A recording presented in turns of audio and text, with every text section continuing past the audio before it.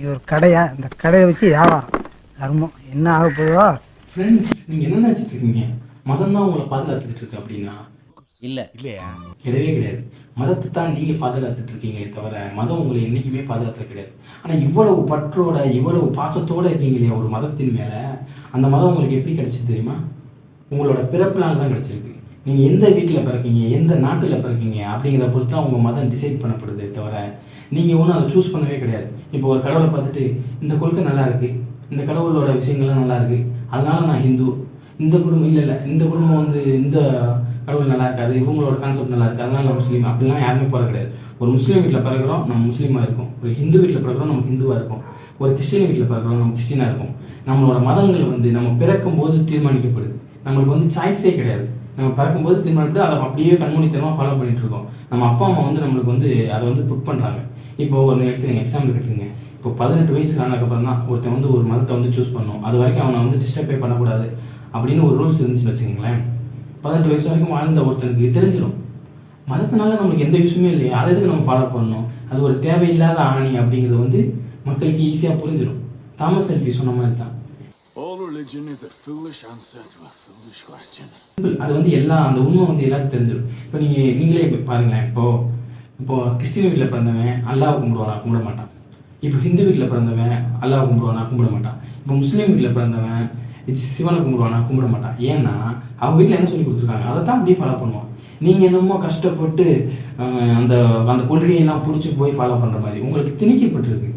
அப்புறம் உங்களுக்கு வந்து மதத்து மேலே பெரிய பற்றெல்லாம் கிடையாது. அதெல்லாம் எனக்கு நல்லா தெரியும், நம்மளுக்கே நல்லா தெரியும். ஏன்னா இப்போ அவனுக்கு ஒரு மதம் இருக்குது, இவனுக்கு ஒரு மதம் இருக்குது, அப்போ நம்மளுக்கு ஒரு மதம் வேணாமா? அவன் மதம் பெருசுன்ற அப்போ நம்ம மதம் பெருசு இல்லையா அப்படிங்கிற அந்த ஈகோ தான் உங்களை வந்து இவ்வளவு தூரத்துக்கு உங்களை கொண்டு வருதே தவிர உங்களுக்கு மதத்து மேலேயோ கடவுள் மேலேயோ பெரிய பற்று இல்லைன்னு எனக்கு நல்லாவே தெரியும். இது ஈகோ தான் பெரிய கிளாஸ் பண்ணுது. அந்த ஈகோ தான் உங்களை கோயிலை இடிச்சிட்டு மசூதி கட்ட வைக்குது, மசூதி இடிச்சிட்டு கோயில் கட்ட வைக்குது. அதனால இந்த மதங்கள் வந்து என்னைக்குமே மனுஷனை வந்து நிம்மதியாக இருக்கவே விடாது. ஒருத்தருக்கு ஒருத்தர் சண்டை போடத்தான் வைக்கும். ஒரு சில பேர் சொல்லுவாங்க எம்மதம் சம்மதம் ப்ரோ அப்படின்னு அவங்க பெருந்தன்மையாக இருக்கிறதா நினச்சிட்டு சொல்லுவாங்க. உண்மை என்னன்னா நீங்கள் பெருந்தன்மையாக இருக்கலாம், மனுஷன் வந்து பெருந்தன்மையோடு இருக்கலாம். ஆனால் மதங்கள் வந்து என்றைக்குமே பெருந்தன்மையோடு இருந்ததே கிடையாது, இருக்கவும் செய்யாது. ஏன்னா அதை பற்றி சொல்லப்பட்ட விஷயங்கள் வந்து ஒருத்தனை வந்து கண்ட்ரோல் பண்ணுறதுக்காக தான் சொல்லப்பட்டிருக்கு. இப்போ ஒரு மதத்தில் சொல்கிற விஷயம் வந்து இன்னொரு மதத்துக்கான பிடிக்காது. அவன் வந்து இதை சாப்பிட சொல்லுவான், இவன் வந்து இது சாப்பிடுங்கம்மா, அதை புனிதம்மா, இவனுக்கு அது புனிதமாக இருக்காது. அப்போ இது இப்படி வச்சுட்டு எப்படி ஒருத்தன் ஒற்றுமையாக இருக்க முடியும்? இருக்கவே முடியாது, வாய்ப்பே கிடையாது. நீங்கள் அப்படி சொல்லிக்கலாம், ஒரு நாள் இருந்துக்கலாம், 2 நாள் இருந்துக்கலாம். ஆனால் அந்த மதத்தில் சொல்லப்பட்ட விஷயங்கள் உங்களை என்னைக்குமே ஒன்றும் சேர விடாது. அது அன்பாக இருக்கவே விடாது, உங்களை வன்மத்தோடு தான் இருக்க வைக்கும், உங்களை சண்டை மூட்டி தான் விடும். அப்புறம் இன்னொன்று, அப்புறம் எந்த மதம் ரொம்ப டேஞ்சர் அப்படின்னு எடுத்துக்கிட்டீங்கன்னு வச்சுக்கோங்களேன், எல்லா மதமே டேஞ்சர் தான். ஒருத்தன் வந்து ரொம்ப ஸ்ட்ரிக்டாக இருப்பான் ஒரு மதம், இன்னொரு மதம் வந்து வாரத்துக்கு 6 நாள் தப்பு பண்ணு, ஒரு நாள் வந்து மன்னிப்பு கேட்டுப்போம் மன்னிச்சிடுறேன் அப்படின்னு சொல்லுது ஒரு மதம். இன்னொரு மதம் ஒரு மூட நம்பிக்கைக்கு வந்து வரவே இல்லை, எல்லாத்துக்கும் ஒவ்வொரு மூட நம்பிக்கை அளவு இல்லாமல் போயிட்டு இருக்கும். அப்போ எல்லாமே டேஞ்சர் தான், தவிர எதுவுமே நல்ல மதமே கிடையாது. மதங்களில் நல்ல மதம் இன்னும் ஒன்றுமே கிடையாது அப்படின்னு. இன்னொன்று, அப்புறம் ஏன் இந்த மதத்தை ஃபாலோ பண்ணுறாங்க? இப்போ ஒரு மதத்தில் வந்து எந்த மதமாக இருந்தாலும் அது எந்த ஒரு மனுஷனாலையும் அதை வந்து முழுசாக ஃபாலோ பண்ணவே முடியாது.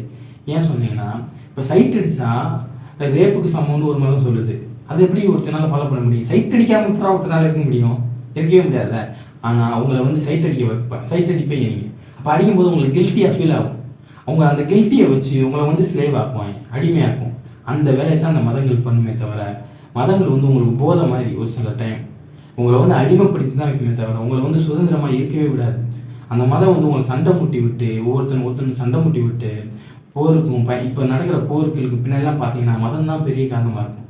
இப்போ நடந்த இஸ்ரேல் கூட அப்படிதான், மதம் தான் பெரிய காரணமாக இருக்கும். மதம் வந்து உங்களை சண்டை போடத்தான் வைக்கும். அதனால உங்களுக்கு எந்த யூஸும் கிடையாது. மதம் வந்து மனுஷனை மெருமாக்கும், உண்மைதான். அதனால தான் நான் சொல்கிறேன், என் மதமும் என் மதம் இல்லை, எனக்கும் அதுக்கும் எந்த சம்மதமும் இல்லை என்று கூறி விடைபெறுகிறேன். நன்றி, வணக்கம்.